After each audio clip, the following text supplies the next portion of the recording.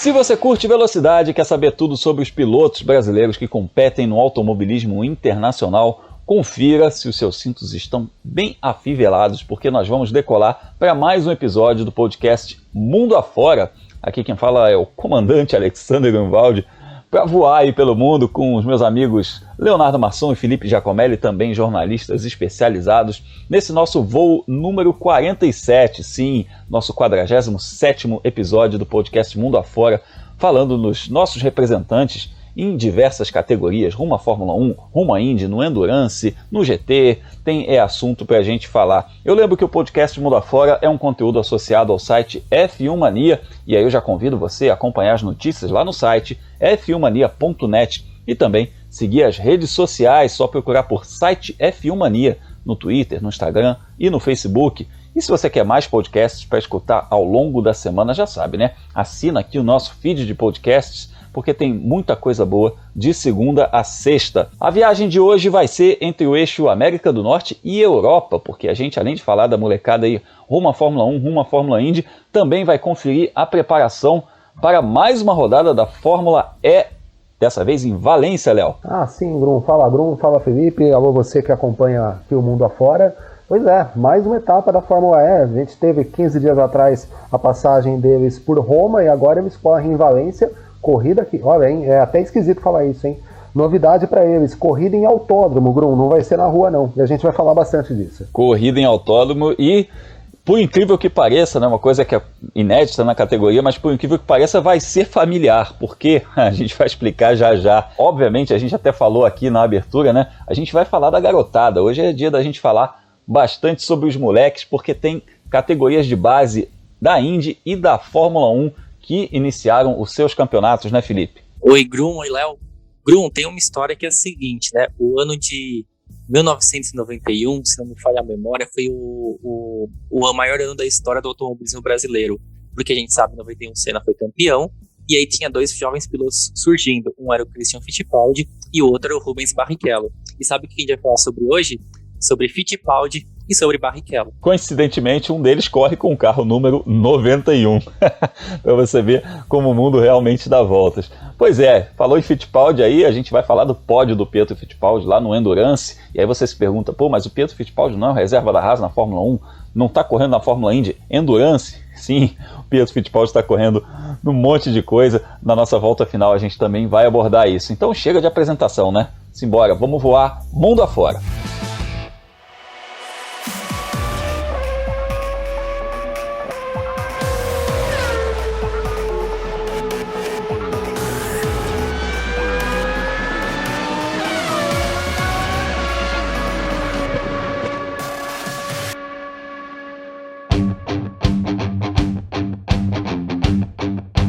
Passageiros com destino a Valência, chegamos! Quem desembarca na cidade é a Fórmula E, que faz mais uma etapa nessa temporada de 2021, uma temporada que está sendo difícil para a Fórmula E, ainda não tem aquele calendário totalmente confirmado, a gente falou sobre isso nos episódios anteriores, os pilotos ainda não sabem quantas etapas eles vão disputar esse ano, a categoria ainda não fechou o seu calendário e a solução até o momento está sendo fazer rodadas duplas. A primeira rodada dupla foi lá em Diriyah, na Arábia Saudita, depois rolou uma rodada dupla em Roma e agora a categoria vai para mais uma rodada dupla, dessa vez em Valência. Agora, Valência é um circuito, é um autódromo, categoria que corre nas ruas, vai correr no autódromo. Essa é uma discussão muito interessante, inclusive envolve o futuro da Fórmula E, os interesses das montadoras e tudo mais, né? Mas é uma situação bem diferente. Por que é uma situação diferente? Porque Valência recebe os testes da Fórmula E, os testes de pré-temporada. Então é um lugar que os pilotos já conhecem muito. Léo, o que a gente pode esperar dessa corrida? Apesar de ser uma novidade no calendário, não tem muito segredo para as equipes, né? É uma novidade no calendário, mas como você disse, os testes são normalmente realizados por lá, então as equipes conhecem mais ou menos. Vale lembrar, não é o circuito em que a MotoGP disputa o GP de Valência no final do ano, né? É o mesmo autódromo, mas é uma configuração de traçado diferente. Configuração diferente e tal, um pouquinho mais travado, até porque a Fórmula E, apesar de ter aumentado muito a velocidade, mas ela ainda precisa que os carros recuperem energia para completar os 45 minutos de corrida, né? Agora, o que a gente pode esperar, Grum, pelo menos eu espero, É o seguinte, uma corrida das mais agitadas. Por conta de não ser uma pista de rua, a gente deve ter um pouco mais de ação do que a gente está acostumado nas ruas. Vale lembrar, a Fórmula E, o único autódromo onde a Fórmula E já correu é o Hermanos Rodrigues, lá na Cidade do México, e as corridas costumam ser bem agitadas. O maior exemplo disso é aquela chegada, não sei se vocês vão se lembrar, do Lucas de Grassi com o Pascal Wehrlein, os dois lado a lado. O Wehrlein liderou, né, a parte final inteira da corrida, ficou sem bateria, e ainda assim tentou espremer o de Grassi no muro no finalzinho, mas o de Grassi saiu com a vitória. Tinha não muito mais bateria que o Wehrlein naquela altura. Mas o suficiente para cruzar a linha de chegada na frente, né? Foi espremido ali, rente ao muro, passou com um bico de vantagem. Lembrou aquela cena do Carros, né? Do filme Carros? Que chegam os três lá, o Cachau lá chega com a língua para fora, foi mais ou menos assim, né? O Relâmpago McQueen, né? Aliás, baita filme. Mas foi bem isso mesmo. Então as corridas em autódromo, as poucas corridas que a Fórmula E fez em autódromo, e sempre na Cidade do México, foram bastante agitadas. Mesmo provas que não são exatamente em rua, se você pegar as corridas que aconteceram anteriormente em Berlim, no aeroporto de Tempelhof, que é um pouco mais largo do que a gente costuma ver nas ruas, são corridas mais agitadas. Então acredito que a gente possa ver provas bem disputadas, né? São duas, mais uma vez, né? A outra rodada dupla nesse final de semana. Então eu creio que vamos ter corrida bem agitada, bem interessante para acompanhar aí no final de semana. É isso. No caso de um autódromo, tem as próprias barreiras de proteção de um autódromo, então é uma situação diferente. Mas falando sobre as corridas de rua, por que também os traçados são um pouco mais curtos, as retas são um pouco mais curtas? Tem essa questão que você falou, Léo, da recuperação de energia, que é muito importante no motor elétrico, mas também tem outra situação, que são as barreiras de proteção que são homologadas pela FIA. Então dando um exemplo meio grosseiro aqui, mas digamos assim, uma barreira para uma reta de 600 metros, ela vai custar X. Uma barreira para uma reta de 1.000 metros, ela vai custar 5X. Então isso também conta na questão dos custos, né? Por isso que a categoria não corre em autódromos com retas tão grandes, em pistas com retas tão grandes, e mesmo quando tem uma reta muito grande, eles fazem uma chicanezinha. A gente viu isso inclusive lá em Roma, né? Tinha uma reta que era um pouco mais longa e eles colocam uma chicane para quebrar um pouquinho a velocidade, também por conta dessa questão das barreiras, de não gerar tanto custo para a categoria. Felipe, pelo que a gente viu nas últimas etapas aí, dá para esperar um bom desempenho dos brasileiros, porque a Dragon costuma andar bem nos testes por lá. A gente não tem aí a confirmação se eles vão ou não com o novo carro, né?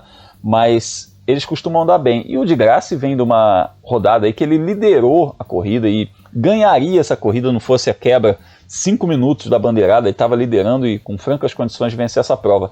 Então, é um cenário que dá pra gente a esperança de que a gente tenha os brasileiros em boa situação. Boa esperança sim, Grum. O de Graça é o que você falou, que pena, né? Que foi 5 minutinhos ali do fim da prova, ele tem aquela quebra mecânica. Na corrida seguinte, depois teve aquele acidente com o Buemi, mas tem uma vantagem, né? Em meio a tudo isso, significa que ele está na parte de baixo da tabela, então ele vai se classificar depois, né? Vai participar da classificação quando a situação da pista está um pouquinho mais emborrachada, um pouquinho melhor. Então a chance dele brigar pelas primeiras colocações, a gente espera que ele passe, né, para fase final da classificação e possa ali entrar na luta pela pole position, aconteça agora em Valência. E aí na frente, o Lucas de Grassi já mostrou que talvez seja um dos melhores pilotos do campeonato, tanto em termos de ritmo de corrida, sem comprometer o consumo de energia, né, sem você ficar gastando demais a bateria, e também consegue fazer ultrapassagens. A gente vai lembrar que ele fez no Verno lá em Roma, não foi com o fan boost, não foi com o modo de ataque, foi uma ultrapassagem limpa, né, na pista. Ele viu o espaço, jogou o carro, aproveitou e passou. É pena mesmo da quebra mecânica, mas enfim, né, corridas são corridas, a gente está acostumado a ver situações assim acontecendo no automobilismo no mundo inteiro. Quanto ao Sérgio Sete Câmara, o Rodrigo Nascimento, né, nosso Nico Huckenberg aqui do podcast, tá falando aqui no Ponto Eletrônico que nos testes de pré-temporada, o Sérgio Sete Câmara foi muito bem, mesmo com o carro antigo, né? Ele ficou atrás só do Maximilian Günther, não vem fazendo uma boa temporada, e o Nico Miller também não vem andando muito bem, foi o terceiro colocado. Então acho que a expectativa, mesmo com o carro antigo da Dragon, é de conquistar bons resultados. De qualquer maneira, a gente sabe, né, carro novo, a expectativa sobe ainda mais, né? De repente a gente pode ver até os dois brasileiros brigando lá na frente, quem sabe agora nesse final de semana na Espanha. É o que a gente torce, com toda certeza. E seria muito interessante a gente ter os brasileiros no pódio, mesmo que seja um em cada dia, mas os dois no mesmo pódio seria algo muito interessante também dentro da categoria, porque é uma força, né? A gente sabe que o público brasileiro também é muito ligado nisso, é muito ligado em resultado, então seria uma força para a categoria no Brasil, agora com um novo pacote televisivo também, mudou de emissora na TV fechada, entrou numa emissora na TV aberta. É importante que os brasileiros também tenham algum destaque, tenham um bom desempenho. A gente fica aqui na torcida pelos pilotos brasileiros, dando aquela repassada no campeonato. Como é que está o campeonato depois de 2 rodadas duplas? Depois de 4 corridas disputadas, eu lembro que a Mercedes foi a única equipe que conseguiu vencer mais de uma vez, mas o campeonato está na liderança, está com Sam Bird na liderança com 43 pontos, ele que é piloto da Jaguar, Mitch Evans, também da Jaguar, na segunda posição com 39 pontos, e o Robin Freins com 34. O Sérgio Sete Câmara tem 12 pontos, está em 14º, e em 18º vem o Lucas de Grassi com 6 pontos. Vai ser mais uma rodada dupla, então significa que tem corrida sábado e corrida domingo, e você conversa com a gente nas redes sociais, porque a gente vai falar bastante sobre essas 2 corridas. A gente segue em solo europeu, agora para a Itália. Chegamos em Imola, onde a Fórmula Regional Europeia by Alpine abriu sua temporada durante o GP da Emília-Romanha de Fórmula 1. Essa preliminar no GP de Fórmula 1 que foi tão badalado, que teve tanta gente falando sobre ele, foi um corridão também, né? Essa preliminar contou com 2 brasileiros que fizeram a estreia deles nesse campeonato, o Gabriel Bortoleto e o Dudu Barrichello. Antes de falar dos brasileiros, eu quero só dar um parêntese aqui, porque em algum momento você vai ler, ouvir, assistir alguém falando da FRECA. Aí você fala, FRECA? O que é FRECA? É a sigla para Fórmula Regional Europeia Championship by Alpine. Nossa, que nome gigante, por isso que o pessoal está abreviando, botando FRECA. Eu não curto muito, mas em algum momento você vai ouvir, então eu fiz questão de te avisar aqui, porque pode passar na sua timeline e você falar, mas o que é isso aqui? Bom, a gente teve o Dudu Barrichello e o Gabriel Bortoleto, e a gente começa falando do Bortoleto, que conseguiu um top 10 na primeira corrida e mandou uma mensagenzinha pra gente. Fala, Gabriel! Fala, pessoal, tudo bem? Gabriel Bortoleto aqui. Vim dar uma passada para falar para vocês como foi o final de semana aqui em Imola. Bom, foi muito legal, primeira etapa do ano, nova equipe para mim, tudo novo. Cheguei direto pro treino e sem ser testado com eles nem nada antes. FP1 acabei que eu não consegui fazer por um problema no câmbio, depois fui direto para FP2 e já teve o quali, consegui me classificar até que bem para a situação que a gente estava ali, fui o melhor da equipe. Na primeira corrida acabei em 9º, largando de 12º. Na segunda corrida eu fui 11º e larguei de 14º, com disputas ótimas, assim, me diverti bastante. Peguei bastante experiência com certeza, né? Nova categoria para mim, outros adversários, o grid está muito forte esse ano, então foi bem legal disputar com esse pessoal novo. Mas vamos que vamos para as próximas etapas. Próxima etapa vai ser em Barcelona, dia 7, 8 e 9, e espero vocês torcendo por mim, e vamos que vamos com tudo, tá bom? Valeu, pessoal, nos vemos em breve, tchau, tchau. Valeu demais, uma boa estreia na equipe que pertence ao Fernando Alonso, né? Muito bacana isso também, a gente vê os pilotos de Fórmula 1 já trazendo o legado deles para o automobilismo, e o Gabriel tem um saldo positivo aí para esse primeiro fim de semana, 9º lugar na primeira corrida, 12º na corrida 2, foi suado, foi bacana a estreia dele, obviamente que ele escapou da pista, perdeu posição, teve que recuperar, aquela história toda de categoria de base que a gente conhece muito bem. Mas, Felipe, dá pra gente colocar aí como um saldo positivo pro Gabriel nessa primeira experiência dele. Afinal, ele trocou de equipe praticamente há uma semana do começo do campeonato. Grum, bem lembrado. Tinha um pouco esse medo de ser efeito Igor Fraga, sabe? De tentar mudar de equipe nas vésperas da corrida e não dar certo. Mas ainda bem que no caso dele o final foi feliz, né? Ele estava escalado para correr pela TR, que é uma equipe portuguesa que recebe apoio da RP, que é uma esquadra italiana. A gente vai falar da RP, acho que daqui a pouquinho, mas voltando na história do Gabriel, ele quis trocar de equipe pelo fraco desempenho na pré-temporada, né? Ele teve dificuldades para terminar os treinos entre os 20 primeiros colocados. A gente está falando de um grid de quase 35 pilotos, mas mesmo assim estava bem abaixo do esperado para ele. e abriu uma vaga assim, nessa equipe do Fernando Alonso, a FA, e ele foi, e deu tudo certo.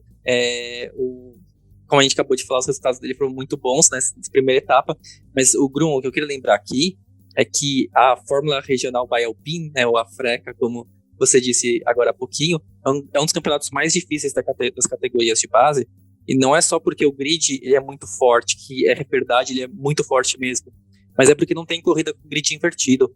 É diferente, né, da Fórmula 2, é diferente da Fórmula 3, é diferente da Fórmula 4, em que às vezes o piloto ele classifica, né, na 8ª, na 9ª, na 10ª colocação para o grid, e aí depois em uma das provas do fim de semana, o 10º lugar de repente vira pole position, e o piloto que está ali no meio do pelotão vence uma prova, ou de repente chega ao pódio, e aí ele se destaca muito fácil nessa, né?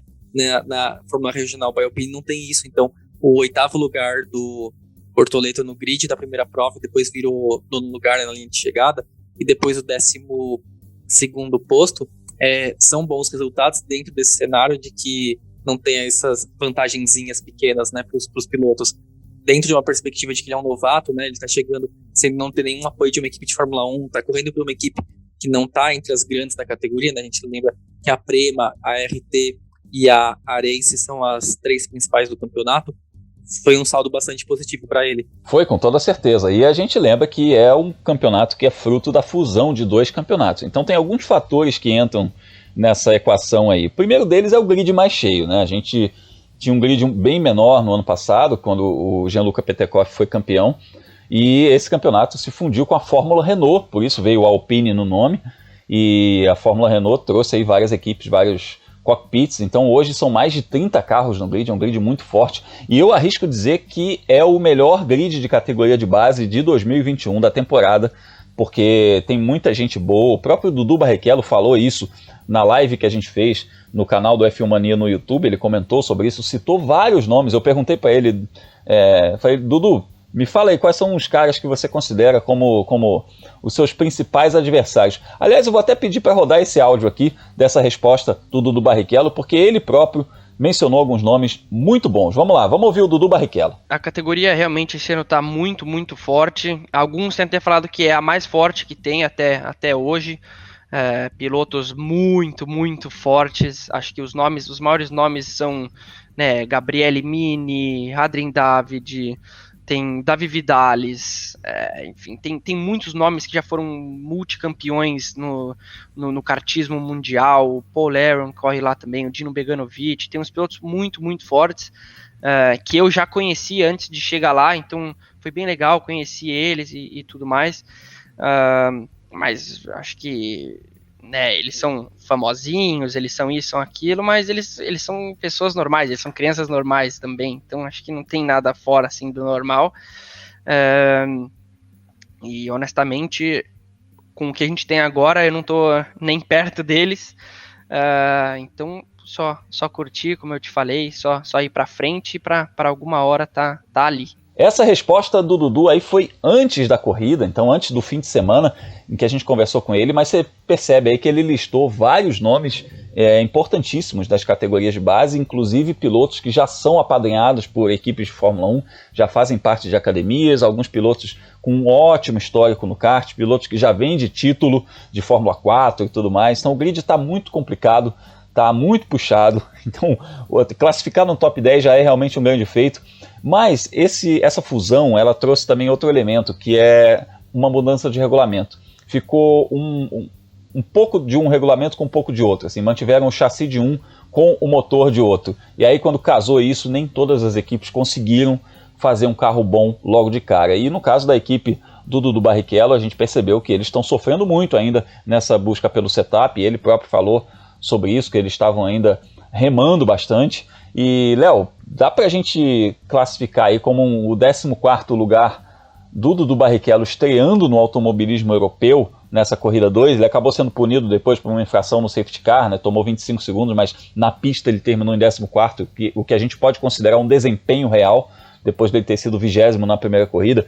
Já evoluiu Então é a estreia dele no automobilismo europeu, ele não conhecia a pista também, não conhecia o carro, uma categoria difícil, um grid de altíssimo nível. Eu também vejo como bastante positiva essa primeira experiência dele no automobilismo europeu. É positivo sim, viu, Bruno? É bastante positivo.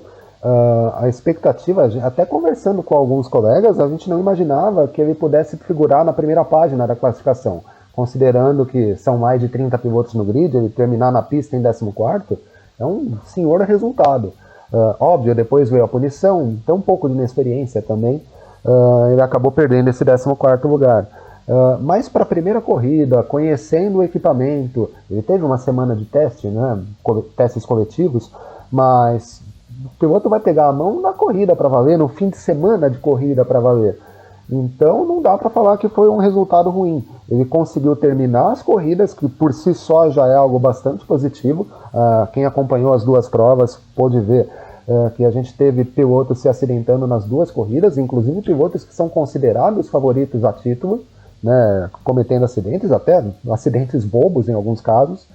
E ele conseguiu, em condição difícil, em algumas condições difíceis, vindo de trás, sofrendo com pilotos que são mais experientes que ele, e ele conseguiu terminar as provas. Por si só já é positivo. E aí cai naquilo que a gente sempre costuma falar em categoria de base, né, Grum? Mais do que tentar vitórias, pódio, título, o que interessa é mostrar um bom trabalho. A situação do Dudu é uma situação de um piloto que não conhece direito o carro, não conhece as pistas onde ele vai disputar, não conhece o campeonato, ele vem de uma outra mentalidade, que são as competições dos Estados Unidos. Então o ano para ele é um ano de adaptação. Tomara que essa adaptação venha logo e ele consiga ali brigar por top 10, quem sabe por pódio, no final do campeonato brigar por algumas vitórias. Mas esse começo de temporada para ele é muito sobre a adaptação. Se ele conseguir completar as corridas e de pouquinho em pouquinho avançar as posições, tá ótimo. Com toda certeza, a gente sabe disso, a gente sabe que não é simples você trocar o automobilismo norte-americano pelo europeu, como ele fez, uma categoria tão difícil logo de cara. A gente está acompanhando essa evolução do Dudu Barrichello e também do Gabriel Bortoleto. Eu vou passar aqui rapidinho os vencedores. Na corrida 1, a vitória foi do espanhol Davi Vidales e na corrida 2, do suíço Grégoire Salcy, e não por acaso os dois pilotos são os líderes do campeonato. O Salcy está com 35 pontos, é o líder, e o Davi Vidales está com 31, vem na vice-liderança. Em terceiro lugar, coladinho com 30 pontos, está o Paul Aron, que é um piloto também da academia da Mercedes, aí, que muito badalado nas categorias de base. Gabriel Bortoleto marcou 2 pontos, está em 12º, e o Dudu Barrichello ainda não pontuou. A próxima parada da Fórmula Regional Europeia by Alpine vai ser em Barcelona, nos dias 8 e 9 de maio, aniversário do Grum, hein? Manda presente pro Grum, hein? O Grum vai ficar feliz. Novamente com a Fórmula 1. Opa, olha aí, mais um fim de semana com Fórmula 1. Então já é um presente ter Fórmula 1, né? Já é uma coisa maravilhosa. E aí a gente já está falando de Barcelona, falando de categorias de base da Fórmula 1, falando de Barcelona. A gente vai falar de um piloto que correu na Fórmula 1 no fim da temporada passada, porque ele competiu em Barcelona nesse fim de semana. Então simbora lá para falar de Endurance e de Pietro Fittipaldi. Barcelona, Catalunha, terra do GP da Espanha de Fórmula 1, mas o GP da Espanha ainda está para chegar, vai ser só em maio. Agora, em abril, a gente teve European Le Mans Series, o campeonato europeu de Endurance, que leva às 24 horas de Le Mans, e por lá o Pietro Fittipaldi fez a estreia dele nesse campeonato, competindo ao lado do John Falb e do Rui Andrade com a equipe G-Drive na classe LMP2. Eles conseguiram o segundo lugar na classe Pro-Am, foram sétimos na classificação geral, mas na categoria deles foram ao pódio na segunda posição. E ninguém melhor que o próprio Pietro para contar pra gente como é que foi essa experiência. Fala, Pietro! Fala, pessoal, cheguei aqui em casa, estava em Barcelona correndo na European Le Mans Series, que é a categoria europeia de Le Mans. Terminamos segundo na nossa categoria, foi uma corrida muito boa. Depois de uma semana difícil para a equipe, os carros só chegaram um dia antes que o final de semana de corrida ia começar. Teve um problema de logística, mas no final finalmente chegou. A equipe tentou preparar da melhor maneira possível o carro e a gente finalizou com um segundo lugar. Então eu estou feliz, tá aqui o troféu, segundo lugar, 4 horas de Barcelona, vou colocar lá no meu quarto. Queria agradecer todo mundo pelo apoio E agora a próxima corrida vai ser em Texas, minha primeira corrida da IndyCar dessa temporada, dia 1º e 2º de maio. A primeira corrida vai ser dia 1º de maio e a segunda corrida vai ser dia 2 de maio. Então, estou ansioso, me preparando já para fazer a primeira corrida da IndyCar e vamos com tudo. Valeu, um abraço. Maravilha, a gente vai acompanhar aí um ano cheio, um ano agitado para o Pietro. Ele mencionou aí que vai correr na Fórmula Indy agora no comecinho de maio, também está como reserva da equipe Haas na Fórmula 1, um ano com muita coisa, vai disputar 24 horas de Le Mans, então Pietro Fittipaldi vai ser assunto aqui no podcast Mundo Afora ao longo dessa temporada. Eu lembro só que os vencedores das 4 horas de Barcelona, essa prova aí que abriu o Campeonato Europeu de Endurance, foi o trio Louis Deletraz, Robert Kubica e Yefei, da equipe WRT. A próxima etapa desse torneio vai ser no dia 16 de maio, no Red Bull Ring, lá na Áustria. Agora sim, estamos prontos para seguir viagem, mudando de continente, porque agora a gente vai para a América do Norte.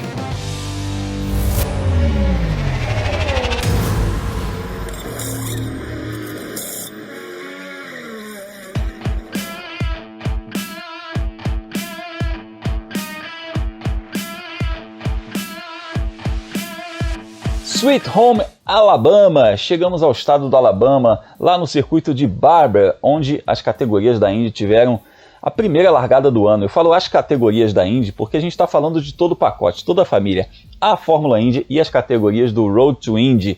Se a gente não teve nenhum piloto brasileiro no grid da Fórmula Indy agora, nessa primeira etapa, a gente tem 3 brasileiros essa temporada, mas eles fazem só algumas corridas. Por exemplo, os 3 vão disputar as 500 milhas de Indianápolis, mas não estavam lá nessa primeira corrida do ano. Se por um lado a gente não tinha brasileiro na Fórmula Indy, a gente tinha 2 representantes nas categorias de base, um em cada categoria. A gente começa falando do Kiko Porto, que começou com um 10º lugar na corrida 1 e um 4º lugar na corrida 2 da USF 2000. Ele que está competindo aí pelo 2º ano, segunda temporada dele nessa categoria, que é a categoria de entrada do Road to Indy. Fala pessoal, Kiko Porto aqui. Fim de semana passado teve a primeira etapa da USF 2000, lá na pista de Barber. Foi um fim de semana cheio de altos e baixos. A gente teve um problema na classificação 1, quando a gente estava colocando pneu zero, acabou vindo a bandeira vermelha, fez com que a gente largasse lá atrás. Mas mesmo assim, a gente acabou na 10ª posição, na corrida 1. Já na corrida 2, largando de terceiro, tive a dificuldade de segurar os caras que estavam atrás de mim. Eles estavam de pneus novos, eu tinha usado esse pneu na classificação 1, mas ainda foi um P4. Foi um ótimo resultado depois das circunstâncias que a gente teve. Esse fim de semana tem GP de St. Pete, a pista que eu ganhei um ano passado. Então vamos pra cima, conto com a torcida de vocês. Valeu, um abraço. O circuito de Barber é bem travadinho, difícil para ultrapassagem. Mesmo assim, Felipe, dá pra gente considerar esse início promissor do Kiko Porto. A gente falou no episódio anterior que ele é um dos pilotos que podem disputar o título também, então já aparecer no top 5 é importante, ele classificou bem também. Um bom começo de ano pro piloto pernambucano, né? Grum começou muito bem, sim, ainda mais importante porque a expectativa é que nesse ano o Kiko Porto faça todas as etapas, né? A gente comentou que na temporada passada ele perdeu 2 rodadas por causa, né, de tudo que está acontecendo no mundo, foram fronteira fechada, pessoas não podendo circular, e esse ano a gente quer que ele corra todas as corridas para ter chance de lutar pelo título. A primeira classificação dele no fim de semana foi bastante conturbada, né, bandeiras vermelhas no treino, porque a USF 2000 está com um grid muito grande esse ano, e tem um desnível, né, entre as equipes principais, e alguns times são, não vou dizer amadores, né, mas são muito mais aquele time local, sabe, né, o mecânico que conhece o piloto, que conhece o pai do piloto, e aí a gente acaba realmente tendo mais bandeiras amarelas, bandeiras vermelhas, o que pode mudar um pouquinho, né, o resultado final da classificação e, consequentemente, da corrida. Aí o Kiko Porto terminou a primeira prova só na 10ª colocação, e aí, para quem tá brigando pelo título, lembra que no ano passado a gente viu o Christian Rasmussen abrindo a temporada com 6 vitórias consecutivas? É aquele sinal de resultado assim acontece, tudo bem, a gente entende, mas para quem quer brigar pelo título da USF 2000 não pode acontecer com frequência. E aí foi bom que a gente já viu ele se recuperando na segunda prova do fim de semana, e aí já andando mais perto, a equipe dele dominou, né? Terminaram em primeiro, segundo e 4º lugar, então a expectativa é muito boa, ainda mais agora porque nesse final de semana eles vão para São Petersburgo, onde é uma pista que favorece, né, mais as ultrapassagens do que Barber. Então, mesmo largando ali um pouquinho lá no meio do pelotão, a gente quer ver o Kiko Porto brigando na frente, né? Ano passado ele mostrou que consegue ultrapassar, que consegue liderar provas com frequência, a gente quer ver isso de novo nesse ano. Realmente uma estreia muito boa pro Kiko, que venceu corrida no ano passado, que fez pole position, terminou a temporada muito bem, e isso deu pra gente aí uma esperança de que esse 2021 fosse ainda melhor. A gente acredita ainda que o Kiko possa engrenar nessa temporada. Você lembrou bem, Felipe, que a equipe dele venceu a corrida 2, foi inclusive um bom desempenho, primeiro, segundo e quarto, o Kiko foi o quarto colocado aí, e o vencedor dessa corrida, o Prescott Campbell, ele lidera o campeonato com 56 pontos, o Kiko está com 30 pontos, está em sétimo lugar, é uma distância curta, mas em termos de tabela já fica um pouco longo, né, de primeiro para sétimo, mas de 56 para 30 pontos não é uma distância tão grande assim. Só lembrando que o vencedor da corrida 1 foi o Juven Sandaramorth, também nos Estados Unidos.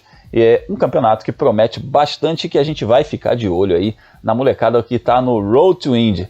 E falando em Road to Indy, a gente já sobe de categoria. Eu lembro para você, são 3 categorias. Começa pela USF 2000, sobe para Indy Pro e depois vai para Indy Lights. Na Indy Pro a gente tem Enzo Fittipaldi nesse ano, nessa temporada de 2021, fazendo o caminho inverso que o Dudu Barrichello fez, né? O Dudu foi da USF 2000 do Road to Indy para o caminho para a Fórmula 1, e o Enzo Fittipaldi saiu da Fórmula 3, onde ele fazia os preliminares da Fórmula 1, e foi para os Estados Unidos para fazer o Road to Indy, e ele já teve aí um top 10 na segunda corrida dele na categoria. Podemos também colocar a situação do Enzo Fittipaldi, Léo, como a gente colocou a situação do Dudu, que é uma diferença muito grande, né? É uma troca muito grande de cenário, de realidade, então requer uma adaptação. Vai ser um começo mais difícil do que o torcedor, de repente, possa esperar para o primeiro momento. Sim, eu acho que é rigorosamente a mesma situação, Grum. Claro, o Enzo ele tem um pouco mais de experiência no automobilismo em si, né? Foi vice-campeão da Fórmula 4 italiana, já passou pela Fórmula 3, que é uma categoria que, além de ser uma categoria de base na Fórmula 1, ela acompanha a Fórmula 1, mas o ambiente da categoria da Indy Pro 2000 é diferente, o carro é diferente, os circuitos são diferentes, por mais que o Enzo ele tenha vivido a maior parte do tempo nos Estados Unidos, mas ele não conhece essas pistas. Esportivamente falando, ele é um piloto de criação europeia, então ele vai apanhar um pouquinho com isso, né, até pegar a mão, até se adaptar com o carro, com a categoria, com as pistas. E aí, quando a gente considera tudo isso, e considerando também os resultados dos testes que a Indy Pro 2000 fez, acho que uma semana antes, lá em Barber mesmo, esses resultados eles são condizentes com aquilo que ela apresentou nos testes. O 12º lugar acaba sendo um pouco até abaixo do que a gente espera dele, ele acabou se envolvendo num incidente no começo da primeira corrida do fim de semana e ficou para trás, né, acabou tendo uma volta de desvantagem em relação aos líderes, mas o 10º lugar na segunda corrida é mais ou menos aquilo que a gente viu ele fazer nos testes. O grid é bastante forte, se a gente puxar a classificação das duas provas, a gente vai ver alguns nomes que a gente falou bastante no ano passado, quando eles estavam lá na USF 2000, como o Rhys Gold, como o dinamarquês, o Christian Rasmussen, que o Felipe inclusive mencionou agora há pouco. Então é um grid forte considerando as categorias de base dos Estados Unidos, as categorias de base da Indy. Então o Enzo vai sofrer um pouquinho com isso, mas também, como a gente disse para o Dudu, é questão de se adaptar rapidamente para conseguir aos poucos subir de posição e quem sabe ali do meio do campeonato para frente poder brigar por pódio, quem sabe até brigar por vitória. Da mesma maneira que a gente falou da Fórmula Regional Europeia by Alpine como o grid mais forte das categorias de base rumo à Fórmula 1, eu coloco a Indy Pro como o grid mais forte das categorias de base rumo à Fórmula Indy também. Imagino que você concorde comigo, por conta disso tudo que você falou, dos nomes que vieram da Europa, porque além do Enzo também vieram outros pilotos da Europa, o próprio companheiro de equipe dele, o Enan Ahmed, veio da Fórmula 3, eles são pilotos que têm uma outra escola, além desses que subiram, né? Os pilotos que subiram, que têm experiência já nesses circuitos, já têm experiência no próprio tipo de evento que é o Road to Indy, na dinâmica das corridas, já entendem mais a respeito disso. E eu queria só fazer uma correção, lá que você falou que o Enzo foi vice-campeão da Fórmula 4 italiana. Ele foi campeão da Fórmula 4 italiana em 2018. Ele foi vice-campeão na Fórmula Regional Europeia. Você tem razão, você tem total razão, Bruno. É isso. Olha que coincidência, né? O Dudu Barrichello foi vice-campeão ano passado da USF 2000 e foi para a Europa. Agora o Enzo, que tem um título tem um título na Fórmula 4 italiana e foi vice-campeão na Fórmula Regional Europeia, fez o caminho inverso e está indo para os Estados Unidos. E a próxima etapa da USF 2000 e da Indy Pro vai rolar já no próximo fim de semana em São Petersburgo. Pistinha também, manhosa, e a gente vai acompanhar os pilotos brasileiros. Senhores passageiros, o procedimento de pouso está começando, mas ainda não vamos pousar. Vamos dar aquele voo, né? Aquela aproximação final. Vamos lá para a nossa volta final, falar de mais brasileiros competindo no mundo afora.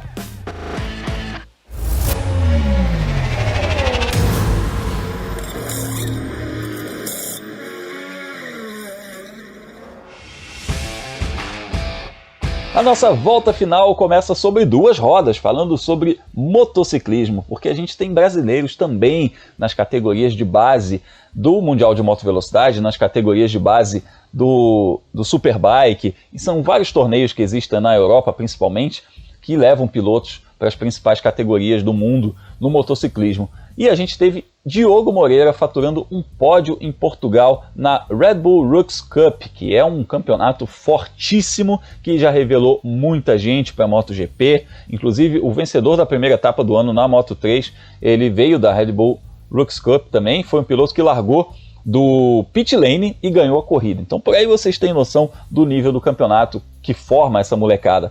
E o Diogo Moreira faturou um pódio ele conquistou a pole na corrida 1 e conseguiu um pódio nessa estreia dele na Red Bull Rooks Cup, o que deixa a gente bastante esperançoso aí. Ele foi segundo colocado na vitória do colombiano Davi Alonso. Na corrida 2 ele terminou em 8º lugar, mais uma vitória do Davi Alonso. Então a gente vai ficar de olho no Diogo Moreira, porque a gente também fala dos pilotos que competem sobre duas rodas por aí, mundo afora. Falando aí sobre brasileiros mundo afora, a gente vai ter muitos brasileiros no Mundial de Endurance nesse ano, né? São vários brasileiros, alguns fazendo apenas as 24 horas de Le Mans, outros fazendo parte da temporada e outros fazendo a temporada integralmente. E o Mundial de Endurance vai fazer as baterias de testes agora, o chamado prólogo, nos dias 26 e 27 de abril em Spa-Francorchamps, que é a mesma pista da primeira etapa que vai rolar no dia 1º de maio. O Brasil tem 4 representantes aí no campeonato competindo em tempo integral, que são o André Negrão, na classe LMP1, o Daniel Serra, que está correndo no GT, o Felipe Fraga também no GT, e o Pipo Derani também na classe principal, com um hipercarro, mas que não vai estar presente nessa primeira etapa, porque a Glickenhaus quer fazer um teste ainda de 30 horas com o carro para dar confiabilidade, pensando nas 24 horas de Le Mans, antes da homologação junto à FIA. Então a equipe não vai participar dessa primeira etapa do campeonato, pensando justamente nisso, porque uma vez homologado eles não podem mais mexer como eles gostariam, então eles ainda estão em desenvolvimento desse carro. Já o Daniel Serra vai fazer uma correria aí, porque ele vai estar na Stock Car nesse fim de semana. A Stock abre a temporada 2021 em Goiânia, e o Daniel vai se pirulitar de Goiânia direto lá para Spa-Francorchamps para fazer esse prólogo, para participar desse prólogo aí. Ele que vai ser piloto integralmente da Ferrari. Léo, a gente vai ter aí um prato cheio, porque a gente vai ter brasileiro na principal categoria, e a gente vai ter também o Daniel Serra como um piloto da Ferrari em todas as corridas, em tempo integral. Vai ser muito bacana ver o Daniel numa posição de protagonista dentro da escuderia. Vai ser interessante, Grum. Primeiro, o Daniel fez muito por merecer isso, né? Um piloto com 2 vitórias nas 24 horas de Le Mans, um piloto que já provou ser muito capaz, não só no exterior, nas corridas longas, mas aqui no Brasil, né, com os títulos na Stock Car.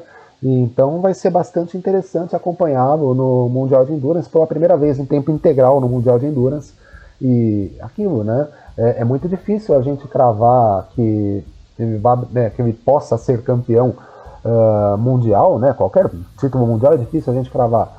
Mas de saída a gente pode colocá-lo como um dos candidatos, sim. A categoria LMGTE Pro é uma das categorias mais fortes do Mundial, né? A principal categoria dos GTs.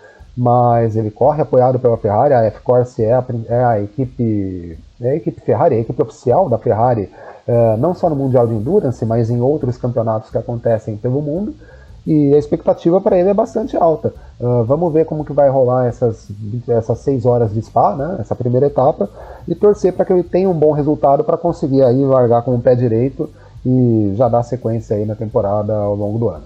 Eu falo bastante a respeito do Endurance, principalmente dos pilotos brasileiros, obviamente, porque eu gosto bastante de Le Mans, eu gosto bastante da IMSA, eu gosto do WEC, eu curto esses campeonatos, eu acho bacana essa mistura dos protótipos, dos hipercarros, do GT, então eu tô lá falando, você procura lá por Fórmula Grum no Twitter, principalmente, é Fórmula Grum em todas as redes sociais, mas procura principalmente no Twitter, que a gente está sempre falando disso, né, Léo? Você também, como é que a gente acha você lá no Twitter? Para me achar no Twitter, aliás, não só no Twitter, tá, gente? Twitter, Facebook, Instagram, dá uma busca por Leonardo Marçom, e aí você vai me ver falando bastante, né, principalmente no mundo das corridas, mas enfim, falando um pouquinho sobre tudo.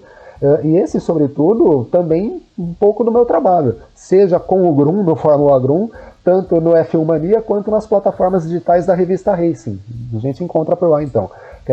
Quem quiser me seguir, busca por Leonardo Marçom no Instagram, no Twitter e no Facebook. É isso aí, vamos trocar muita ideia lá nas redes sociais, viu, galera? A gente fala bastante sobre os pilotos brasileiros que competem mundo afora. E aí a gente vai fechando essa nossa volta final aqui falando dos testes da Fórmula 3, porque Caio Collet vai fazer os últimos testes antes da abertura da temporada da Fórmula 3. Esses testes vão rolar nos dias 21 e 22 de abril em Barcelona. Vai ser a preparação final antes da estreia do Caio Collet com a equipe MP no primeiro fim de semana de maio, também nesse mesmo circuito lá em Barcelona. E para a gente saber de todos esses resultados, saber como é que foram esses brasileiros, como é que foram esses pilotos e como foi o brasileiro Caio Collet nesses testes, a gente vai ter a agenda da velocidade também, né, Felipe? Grum, é isso mesmo, né? Tem carro na pista, tem a agenda da velocidade. A agenda da velocidade é um post, né, que eu faço no meu site, o World of Motorsport, toda quinta-feira, com os horários de onde assistir as corridas no final de semana, onde que a gente assiste as corridas, incluindo as que passam só no streaming, né, todas elas de graça. E também, para quem perder qualquer sessão de pista, é só voltar no meu site e ainda colocar um linkzinho lá para a página de resultado. Aí é um PDF ou a página de resultado da corrida. Então, você quer saber, por exemplo, onde é que o Caio Collet terminou nos treinos agora em Barcelona? Você vai entrar no meu site, tem um link ali para cada uma das sessões de pista. E a gente fica na expectativa que ele consiga repetir os testes que ele participou no começo do mês, quando ele foi o mais rápido, né? A equipe dele é boa, não é a favorita, mas vamos ver o que acontece esse ano com o Caio Collet. As expectativas são muito altas. Quem quiser me seguir nas redes sociais, é só procurar por Felipe Giacomelli, tanto no Twitter quanto no Instagram.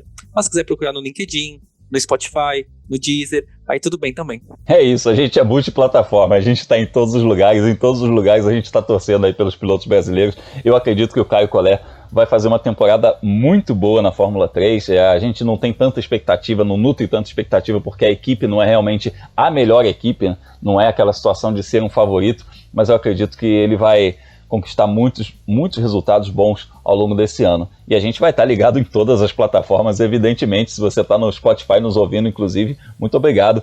Tem vários agregadores de podcasts aqui para você ouvir o mundo afora. E falando nisso, eu convido você a ouvir os outros podcasts da casa, né? Porque tem o Full Gas, também semanalmente, que nem o nosso mundo afora, com o Gabo Carvalho e o Gabriel Lima falando sobre MotoGP. E de segunda a sexta, o Carlos Garcia e o Gabriel Gavinelli trazem as notícias e análises das notícias ao longo da semana do mundo do esporte a motor, da Fórmula 1 principalmente, mas de todo mundo do esporte a motor, no F1 Mania em ponto. Então fica ligado aí, assina nosso feed, fica ligado também nas nossas redes sociais, me procura lá por Fórmula Grum, para a gente trocar uma ideia sobre velocidade, sobre automobilismo. Eu vou estar no próximo fim de semana em Goiânia, lá na Stock Car, então vou trazer também alguns bastidores aí dessa abertura do Campeonato Brasileiro de Stock Car, e com muitas atrações agora, Tony Canaan, Felipe Massa. Então a gente tem vários pilotos que brilharam o mundo afora em vários campeonatos. A gente vai ter esses pilotos competindo agora na Stock Car. Fica ligado para a gente trocar uma ideia por lá. E na próxima semana a gente está de volta, trazendo tudo sobre os brasileiros que estão competindo mundo afora. Até a próxima viagem. Um abraço!